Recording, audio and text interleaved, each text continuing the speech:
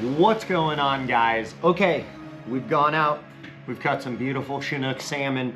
Now we have some beautiful berries, and today I'm going to show you just a simple process of curing. This is how I do it, and you can do this with any cure that you decide to buy.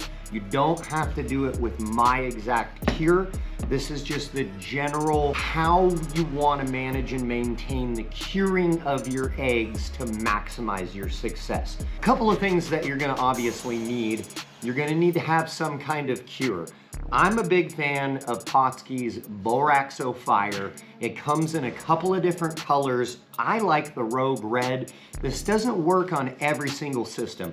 But again, you could use almost anything. Another cure that I really like is Red Hot Double Stuff. And there's a couple of other cures out there that I really enjoy. But you're gonna need some cure.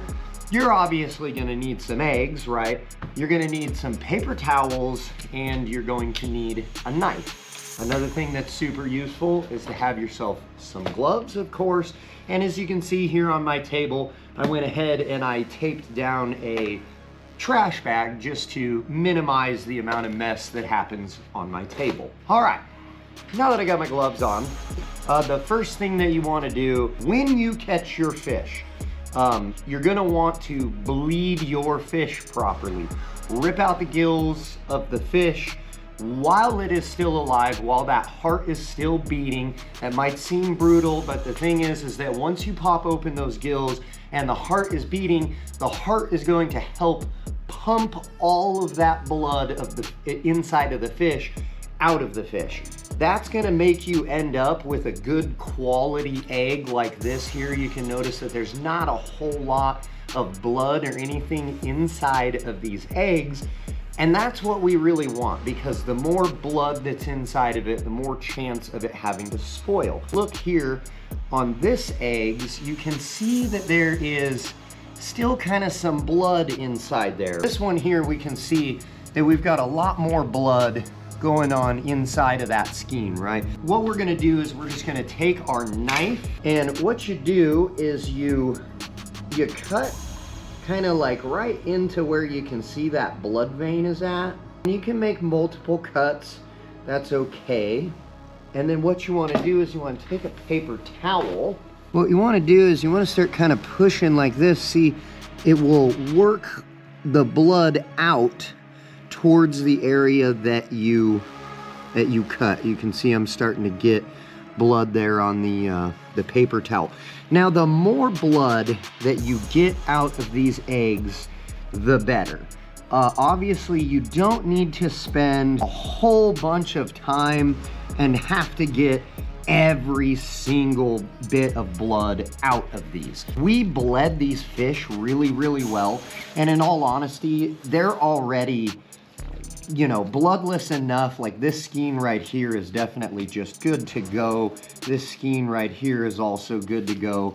I would say that this skein is good to go. I'll work on these ones here later for the sake of time, and we will just work on curing these ones that are good to go. Now, notice that this skein, all of the berries, I call them berries because they're big, is nice and big and exposed, right? Same thing's going on with this one here, whereas this one, it's only like halfway. See how we got all the berries, but then on this side, we can see that it's just flat, wide open. So after you've worked the blood out, one of the things that you want to do is you want to kind of cut like along the middle of the eggs there. And what you want to do, and you can do it on this side too, on the open skein side right here. It makes it just a little easier to see. But what we want to do is we want to expose these inner eggs, okay? And the reason why is because we want to get that cure all the way down inside all of these eggs, not just one side of them. Once you have all of the eggs exposed, then it's just simply taking your cure. And what we want to do is we want to begin to lightly douse our eggs in the cure. And then we're just going to kind of work this around a little bit, get it inside there, mix it into those eggs, Maybe get a little bit more. The more cure that you add, the drier these eggs are going to be. The water, as you throw them into the river, is going to rehydrate them a little bit, but obviously you can over cure your eggs. So I only say that because you kind of want to be sparingly, that you use some, you kind of start to rub it in and take a look at where it's at, and then add more if necessary. You don't want them over cured. We're never really gonna get a whole bunch of cure down in there unless we kind of open this up and we get some cure down in there. So we'll add a little bit to this side here. You can see that my eggs are already starting to change color quite a bit and really pinken up, which this color is rogue red, but it definitely ends up becoming quite a pink. Okay, so we'll get this kind of mixed in there.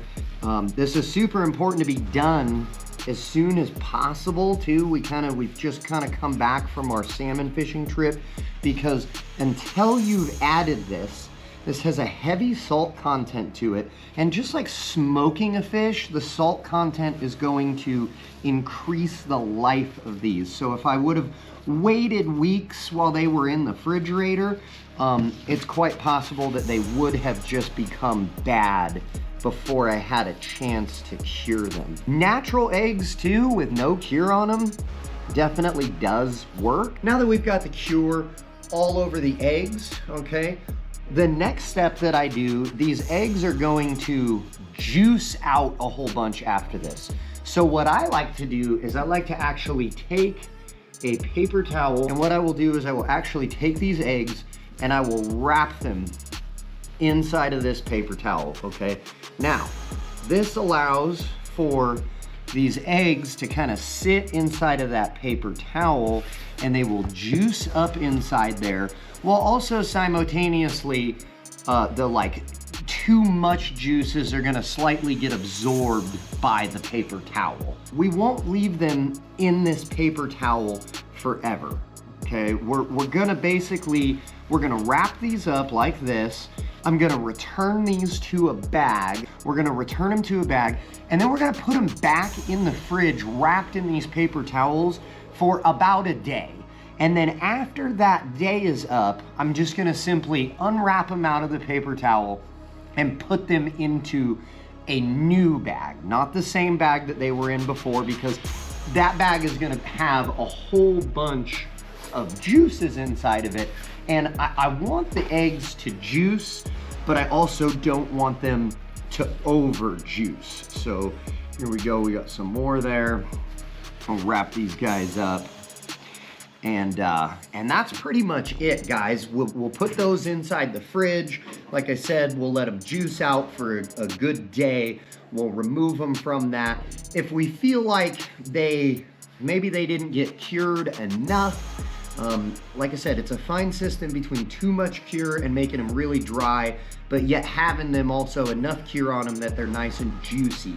If I remove these from the paper towel later, and they're not really that juicy, I may add some more cure and even rewrap them in the paper towel and kind of start that process over again.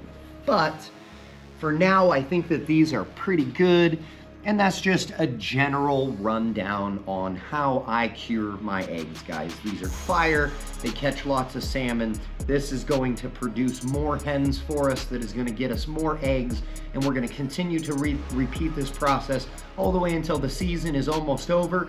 And then I highly recommend that with some of your last fish, you do this process, but when they're finished, you actually put them inside of a mason jar, seal it up, and then freeze them for the winter season. That way you've got some good quality eggs when the spring salmon start running up again, so you can catch your first salmon in the spring, hopefully a hen, and you can restart this whole process all over again for the year. But that's the general rundown on it, guys. I hope it's been educational and enjoy. Definitely make sure to subscribe to the channel. You'll learn lots of good stuff. We do all kinds of teaching tutorials around here. So until next time, guys, we'll see you.